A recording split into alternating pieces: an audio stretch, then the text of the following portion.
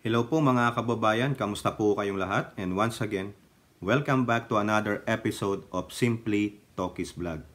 Ang ating pong pag-uusapan mga kababayan ay itong interesting dito sa jeepney modernization.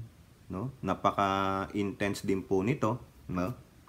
At hindi ko alam kung anong gustong mangyari ng mga jeepney operators at kung paano po sila mag-a-abide dito sa gusto ng ating gobyerno. Remember, no? Hindi po naantig ang ating Pangulong BBM, si Ninong, na itigil muna. Even yung ate niya, nagngangaw-ngaw. Di po ba? Pero wala siyang statement eh. Sinabi niyang December 31st, modernize. Walang extension. Kasi ang tagal na po niya. Ang tagal na po talaga. Even ito, si Presidente Duterte nagsalita dyan, sa kanya yan eh. Pero bago po tayo magsimula, tayo po yung magbibigay pugay at magpapasalamat sa lahat ng ating channel members. Dumadami na po sila, no? Siguro makakasampu na po tayo. Madami na yun, more than one eh. Di po ba? Maraming salamat sa patuloy niyong pagtangkilik at pagsuporta. At doon po sa mga long time ng mga members natin, salamat at hindi kayo bumibitaw. Ano? Sa ating mga followers, subscribers, nagla-like and share, may God bless you all. No? So ang pag-uusapan natin mga kababayan ay itong China. Ano ang relasyon ng China sa jeepney? At ano ang relasyon niyan sa West Philippine Sea? Ito po ipagtatagni natin. So remember, wala pong extension, no? Ewan ko kung patuloy pa ring rumuruta yung mga kolorum, tawagin natin mga kolorum na, no? Pero meron pong isa diyan na senator o dalawa na kine-question nga ito, no? Kasi daw po unahin natin si Senator Rapi Grandstanding Tulfo. Uy, wag kayo. Dahil sa kakaingay nyo na Sara Tamilmil Duterte versus Speaker Martin Romualdez sa 2028, baka mapalautan kayo ni Rapi Tulfo. Remember, maraming follower sa YouTube yan. Baka ito maging presidente ng 2028. Sige, magsiraan kayong dalawa, mga ungas. Yan, ito na, pagdating, Rapi Tulfo as the winner. Bye-bye. O, diba, iyak kayo ngayon. Ito po ang sabi ni Senator Grandstanding Tulfo sa Abante TNT na balita. May korupsyon sa pag-import ng modern jeepney mula sa China. Kaboom! Yari kayo! Nako, I think ito na namang si Rapi. In aid of legislation, papatawag niya yan, DOTR. Baka nga meron na nga ito, nagpapatawag na yun. Di ba? Pinalaga ni Senator Rapi Tulfo ang pag-aangkat ng modern units ng jeepney mula sa China na siyang ipapalit sa mga lumang pampaserong jeep sa bansa o bilang bahagi ng jeepney modernization program ng pamahalaan. Ayon kay Tulfo, nangangamoy korupsyon ang proyektong ito lalo pa at kaya naman ng isang local manufacturing industry ng jeepney ang gumawa ng isang kalidad na modern jeep sa mas mababang halaga. Oo nga naman, meron yatang Saraw Motors dyan, di ba? Ha? Mga kababayan? Mamaya babasahin natin yun, ha? Napag-alaman ni Tulfo na ang imported jeep mula sa China ay nagkakahalaga ng 2.6 hanggang 2.9 million pesos bawat unit. Ala kayo'y, almost 3 million yan. Higit na mas mahal ito sa isang brand new unit na kaya namang gawin ng local na kumpanya sa Pilipinas. So ito na pala, kagaya ng Saraw at Francisco Motors sa halagang 900,000 hanggang 985,000 lamang bawat isa. O yun, ay nako. Sabi pa ni Tulfo, aabot sa tinatayang 1.7 million per unit ang matitipid ng gobyerno kung pipiliin ang local manufacturer kaysa sa isang Chinese company. Ito na naman tayo no? Di po ba? China na naman, mga inutil kayo. Bakit kayo mahilig dyan sa mga produkto ng China? Ang mahal-mahal pala, no? Sabi ni Grandstanding Tulpo. Maliban diyan, ayon kay Tulpo, kung nasa 900,000 lang ang halaga ng bibilhing jeepney, mas kakayanin ng gobyerno ang subsidies para maipatupad ang modernisasyon ng walang gasto sa jeepney drivers at operators. At the same time, local product, support your local product, at kung may mga parts na kailangan, doon na rin, sa atin na rin, tayo na rin ang mag-produce. Di po ba? Bakit ka pa i-import dyan sa China ng mga putang inang made in China ng mga sasakyan? Madaling masira yung mga yan. Di ba? Kali naman, no? Sino nakaisip nito? Ikaw ba yan? DOTR Secretary? Ha? Si Bautista ba yan? Putang ina, anong linkage mo sa China, ha? DOTR Secretary? Langya kayo, ha? Dagdag pa ng senator, kapag sa bansa mismo natin ginawa ang modern jeepney, ito ay makakalikha ng libu-libong trabaho. Correct! Para sa mga manggagawang Pilipino. Tama naman, no? Dapat, it's about time to patronize our own local manufacturing and product. Hindi na lang, puro import. Sabi pa ni Tulpo, nakakatiyak rin ang taong bayan na mapapatatili ang estilo, forma at disenyo ng jeep na simbolo na ng kultura ng ating bansa kapag ito ay gawang Pinoy. Yan. DOTR, binibira na kayo, ha? Binibira na kayo ni Tulpo. Ano ba to? Magkakaroon na naman ng Senate hearing? Dapat dito, since merong akusasyon ito, no? Naglabas ng ebidensya siguro sa Tulpo, magpaliwanag si DOTR. Bakit sa China? China nga ba? Totoo, tama, mali, ha? DOTR Secretary Bautista, kayo yan, ha? Kayo dyan sa LTFRB. Di ba? Tama, mali. Ito ito maganda dito, mga kababayan. Ano ang relasyon nito sa West Philippine Sea? Itong jeepney. Bakit? Jeepney na ba ang gagamitin natin sa RORE mission? Jeepney na ba yung ipantatapat natin sa Coast Guard ng mga Chekwa? Hindi po. Tawang-tawa ako. Nabasa ko to. Tingnan nyo, ha. Paranoid na rin tong si Tulpo. May xenophobic attitude na rin to. Feeling, Ano sabi niya sa politiko? Pati kalsada sasakupin. Rapi Tulpo, blast alleged plan to import modern jeeps from China. Ako din, Di ba? Pati kalsada. Walang iya. Pati daw kalsada, sasakupin na. Eto, sabi niya, quote, ang karagatan natin sa West Philippine Sea ay sinasakop na ng mga China. Pati ba naman mga kalsada natin ay papayag tayong sasakupin na rin nila?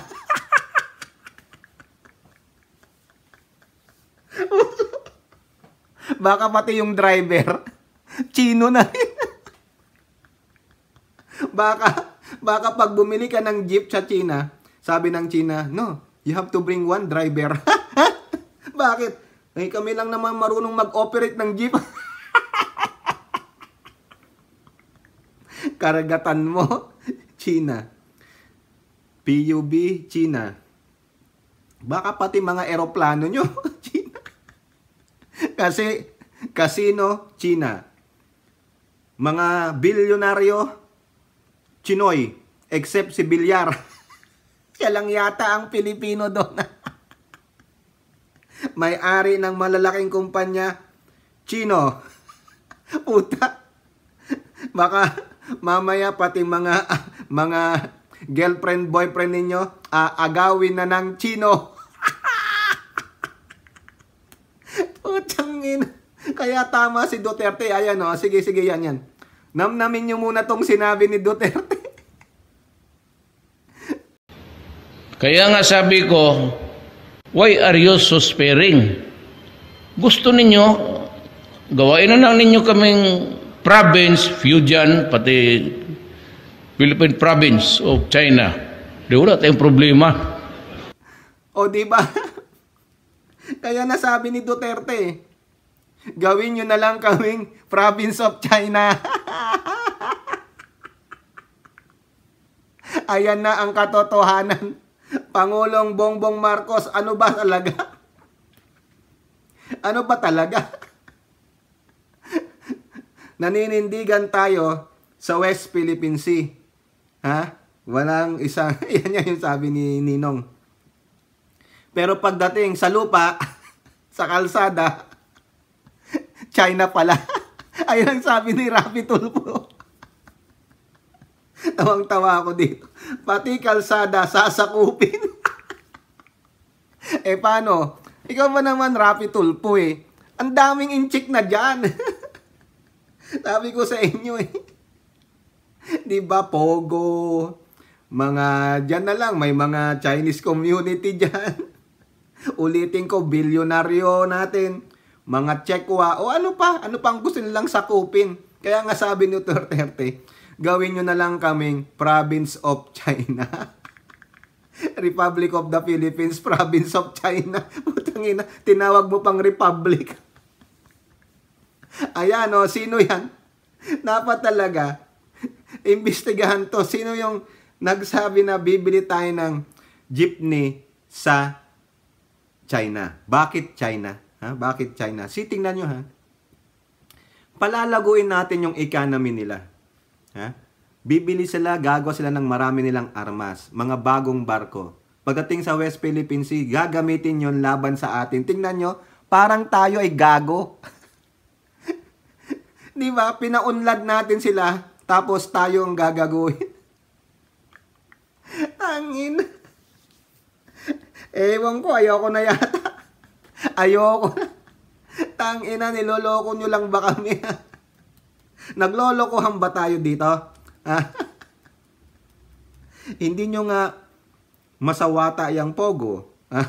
Sino ba yung umangaw-ngaw dyan? Si Gatchal yan, di ba? Gusto na si Rion Tiberos, gusto na tanggalin yung Pogo dahil masyadong palalo ang China. Sila nga, bawal ang casino, bawal ang illegal gambling. Tapos tayo, doon binato. Bakit? Probinsya na ba talaga tayo ng China? Mga inutil lang. Magkakatotoo yung sinabi nito. Nostradamus pala tong si Poon ninyong Duterte. Puta. Sino dyan? Tangina nyo, ano kayo sa China, tapos yung pala may mga backdoor dealings pala kayo, mga walang ya kayo. Kaya minsan maski nag-grandstanding si Dulfo, may sense o baka yan nga maging presidente. Nasabi ko sa inyo, sleeper yan si Tulfo, kala nyo ano pa, ito pa, isa pang senador, si Minority Leader Coco Pimentel. Sinong kikita? Di ba? Sabi ni Rapi Tulfo, may corruption diyan. Tanong nito ngayon, sinong kikita? Coco Pimentel, curious about suppliers of modern jeeps. Siyempre, yung kikita, Chekwa. Di ba? Parang yung sa Parmali lang yan. Parang yung sa DepEd laptop lang yan. Di ba? Sino? Sagutin ninyo to. Senate Minority Leader Aquilino Pimentel III wants to know which company will benefit from that large-scale purchase of modern jeeps as part of the Public Utility Vehicle Modernization Program. Pimentel said the DOTR and LTO should disclose details about their approved supplier of modern jeep. Diba? Tama naman. Maging transparent ka dyan, DOTR kahina-hinala ka na. Dapat sinipa ka na Diba? Ngayon, huli kayo na kala nyo walang intel ang Senado Wala nga silang intelligence pan pero may intel. Mga marites yan Joke lang po Sorry naman kung may masasaktan. Hindi po. Nagjo-joke lang tayo. Tama naman dito si Pimentel. No? Na magbigay kayo. Isiwalat ninyo kung sino ang inyong supplier. DOTR Secretary Bautista. Ikaw dyan yung nasuspindido pero binalik na sa LTFRB. The procurement for modern jeepneys should have undergone public bidding to dispel suspicions that there was graft. It's a program imposed by the government. the accredited supplier should have undergone public bidding. Kung mayroon mang middleman sa pag-a-arrange ng supply ng minibuses, aalamin natin yan. Pimentel also questioned the need to replace the jeepneys as he vouched instead to retain the iconic jeepney look that has become a Filipino symbol and make it more environmental friendly. Kung air pollution, I'm sure there is a way na meron tayong makina o engine na compliant na pwedeng magamit sa current kaha or jeepney. O, ayan. No? So, nagre-request pa siya na sana i-extend yung i-suspend yung pag-i-implement ng modernization. Pero wala pa ring sagot ang ating Pangulo dyan. No? So, alam nyo, sa totoo lang, may punto naman siya. No? Dapat i-disclose ng DOTR at LTFRB sino yung magiging supplier. Kung tama o mali itong dalawa na to na taga-China. No? Baka mga taga-Parmalee na naman yan. Saka yung taga-DepEd, overpriced na naman. May kikita na naman. Ay, nako, mga putang ina ninyo. Hindi na kayo nagsawa sa kwarta, mga hinayupak. No? Ito pa po mga kababayan, no? Yung maikling clip lang nung sinabi ni dati ninyong Pangulong Rodrigo Roa Duterte. Kasi sa kanya po, nagsimula yung jeepney modernization program na yan noong 2017 pa. No? Ayan po. January 1, pag hindi nyo na modernize yan, umalis kayo. Mahirap kayo, putang ina, sige. Magtiis kayo sa hirap at gutom, wala akong pakialam. O di ba? Minura niya yung mga jeepney drivers. Pero ano nangyari? Wala naman. Hindi rin na-modernize o nagpa-ano rin siya sa dikta ng mga progressive group at mga ilang mambabatas dati. So wala. O etong si Pangulong Bongbong Marcos, naninindigan. O, di ba? O, ikaw na. Sino lang ang sakalam? E di si PBBM. O now, since natukoy natin yung West Philippine Sea, no? Pahapyawan natin ang Philippine Sea through the courtesy of UNTV kay Bato de la Rosa. Ito po kasi ang sabi ni Bato de la Rosa. May sinabi siya dyan. O, ito po. UNTV, salamat po ulit. Ano? God bless you po. Nagsalita ang isang mambabatas sa ginawang pagbuntot ng China sa isinagawang Joint Maritime Patrol ng Pilipinas at Estados Unidos sa West Philippine Sea nitong January 2 hanggang 4. Ayon kay Senator Ronald Bato de la Rosa, tila nang iinis lang ang China sa ginawa nitong pagbuntot sa joint naval drills ng dalawang bansa. Pakinggan po natin ang pahayag ni Senator Ronald Bato de la Rosa. Mayroon tayong kasabihan na inis talo, di ba? So nangiinis lang yan. That's part of their yung kanilang shady tactics na ini-employ diyan sa West Philippine Sea. Kasunod nito, binatikos ng China ang isinagawang Joint Maritime Patrol ng Pilipinas at Estados Unidos. Sa isang press conference, tinawag ni Chinese Foreign Ministry spokesperson Wang Wenbin na pagpapakitang gilas lang o muscle flexing ang ginagawang military activities ng dalawang bansa. Anya hindi nakatutulong sa pagsasaayos ng sitwasyon sa South China Sea ang umano'y provocative na aksyon ng Pilipinas at Estados Unidos. Hinimok nito ang mga bansa na itigil ang umano'y irresponsableng galaw sa South China Sea at respetuhin anilang kapayapaan at katatagan sa rehiyon. So yan po, no, yung sinabi ni Senator Bato, nang aasar lang, nang iinis lang. O ako naman, sasabihin ko, naiinggit lang. Tapos nagsalita pa yung si Wang Wenbin, no, na ipagpatuloy daw ang peace and stability. Nek-nek ninyo. Kayo nga ang umaaktong Diyos dyan, no? Diyos talaga, no? Sila ang jury, arbiter, police, and everything dyan. Base dun sa manifesto ng Code of Conduct of the Sea. Binlag na natin yan, no? Kaya at least, merong isang senator na nagsalita, nang aasar lang yan, nang iinis lang yan. Ulitin ko, nang naiinggit lang sila. Kasi, marami tayong kasama sa mga joint patrol. Di kung gusto nila, maki-joint patrol din sila sa atin. Dapat nga kayo umalis dyan Mga illegal alien kayo dyan sa aming West Philippine Sea. No? So, antabay lang po tayo sa mga update kaganapan sa ating West Philippine Sea. No? So hopefully may maganda na pong mangyari dyan. Antay-antay lang po tayo. O kayo po, ano pong inyong masasabi? Comment down below. And don't forget to like and share. Hope to see you on the next videos. Bye-bye. God bless.